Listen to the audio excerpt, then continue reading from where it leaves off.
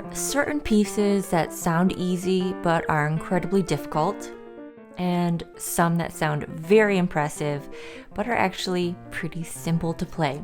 The piece we're learning today falls under the latter category. Today, I'm going to help you learn the notes and then look at some problem spots with practice advice. Now, before we get started, I need to take 45 seconds to do a little self-promo and tell you about my new piano course, the Faber Follow Along Piano Course. This is for beginners to late beginners, and it goes hand in hand with the Faber Adult Method Book 1. You have video lessons to watch every single day, except for weekends, complete with assignments and practice suggestions so you always know what to do next. There's also a ton of extra material, including 122 sight reading exercises, theory, ear training, supplementary pieces, technique exercises, and more. It's a full piano learning experience for only $25 your first month with the code Intro 2024. There's a 7-day money-back guarantee, cancel anytime, so go to my website and check out the details. Now, let's get started on learning the Étude in D minor by Louise Farrenc. You can download your own copy of the music for free in the description below.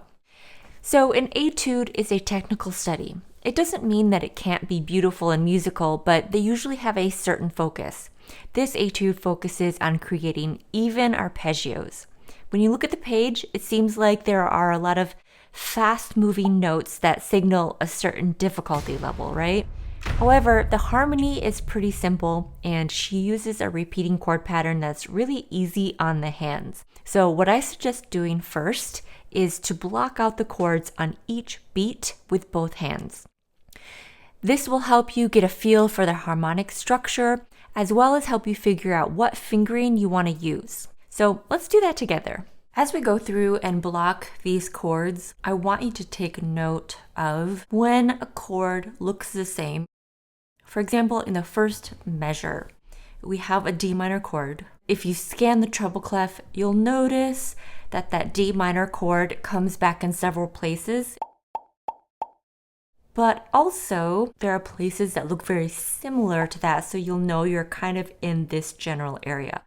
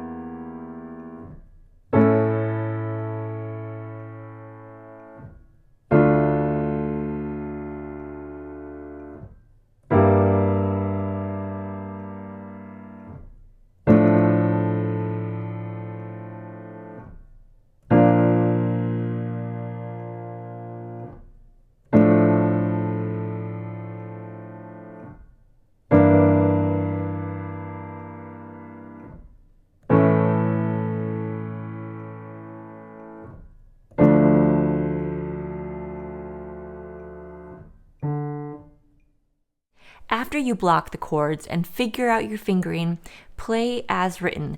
Now, playing it as it's written out isn't really that much more difficult than blocking because the pattern always pretty much stays the same. However, physically, your right hand might begin to tense up from repeated motion, and we'll talk about that in a minute. But if you begin to notice that, go back to blocking the chords or just take a break. The rhythm might look complicated to you, but it's the same throughout. So once you get it, you've got it for the whole piece. The left hand just plays those eighth notes with the eighth note rests. 1 and 2 and 1 and 2 and 1 and 2 and 1 and 2 and. Make sure to bring out those parts that do change rhythmically in the left hand, which is usually just a quarter note. The right hand is playing triplet sixteenths, so we feel it in groups of 3 to an eighth note. 1, 2, 3, 1, 2, 3, 1, 2, 3, 1, 2, 3. Or 1 and 2 and 1 and 2 and. So hands together, it's 1 and 2 and 1 and 2 and 1 and 2 and 1 and 2 and. And that's the rhythmic pattern throughout. The first problem that might arise is unevenness in those 16th notes. Unevenness can happen for several reasons. Bad fingering, weak fingers, misalignment in the hands and tension, and problems with passing the notes from hand to hand. Let's address weak fingers, misalignment, and passing notes between the hands. First, weak fingers. So it's not really about weakness. It's the fact that our smaller, less agile fingers might not press a key with the same force as a longer, more dominant finger. So if our more agile fingers are pressing keys down faster and easier than our weaker fingers, it's going to create a kind of fractured rhythm. To combat that, practice in alternate rhythms. With this triplet rhythm, I like to do long, fast, fast.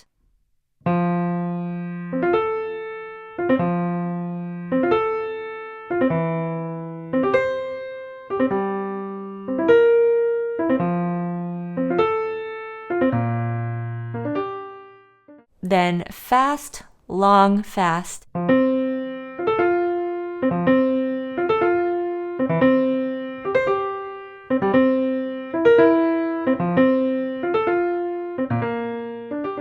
Then fast, fast, long.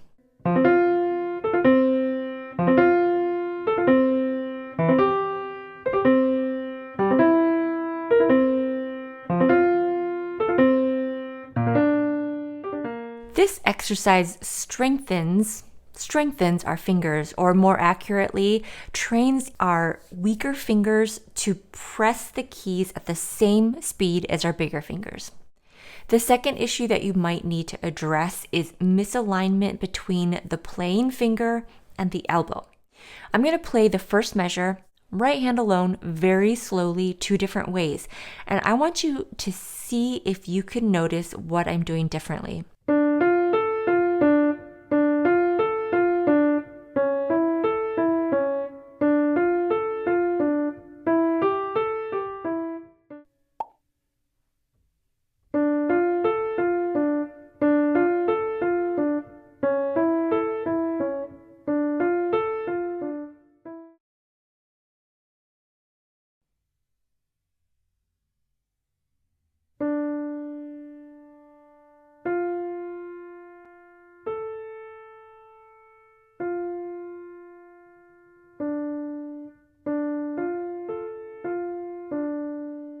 The first time, I was just using my fingers.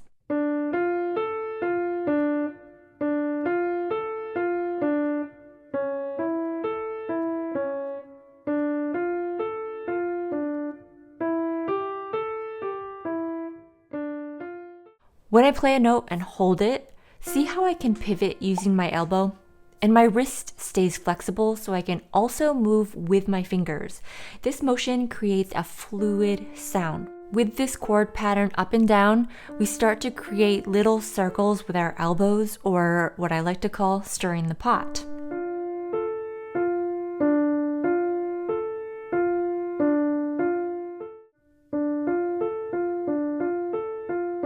When we talk about movement at the piano, it's important to note that the casual observer won't notice what you're doing. But you, the pianist, should feel that tiny movement and wrist flexibility happening. In order for you to feel it, you might have to start with really big, overdone motions, but then work on making those movements smaller.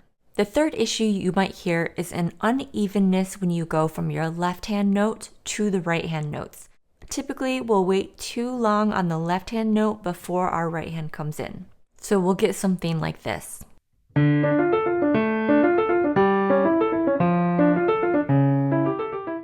Now to fix this, practicing in rhythms like we did for weak fingers should help.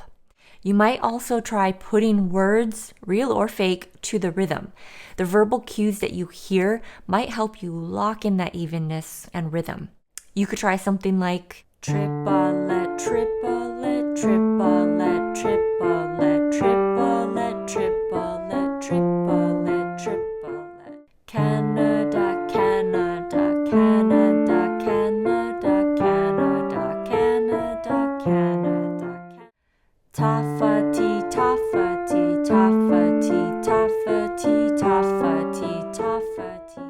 1, 2, 3, 1, 2, 3, 1, 2, 3, 1. Also, when you practice with the metronome, rather than feeling a click on the quarter note, click on each eighth note.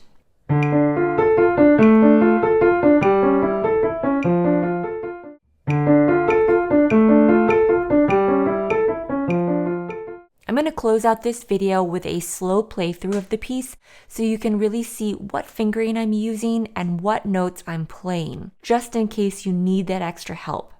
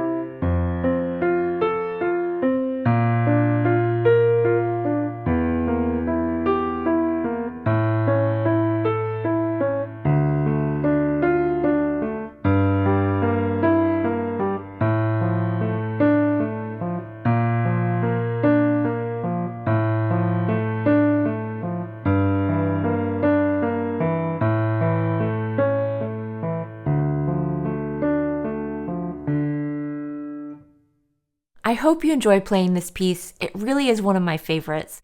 Let me know the next piece you want me to do in this tutorial style, and I'll see you next time.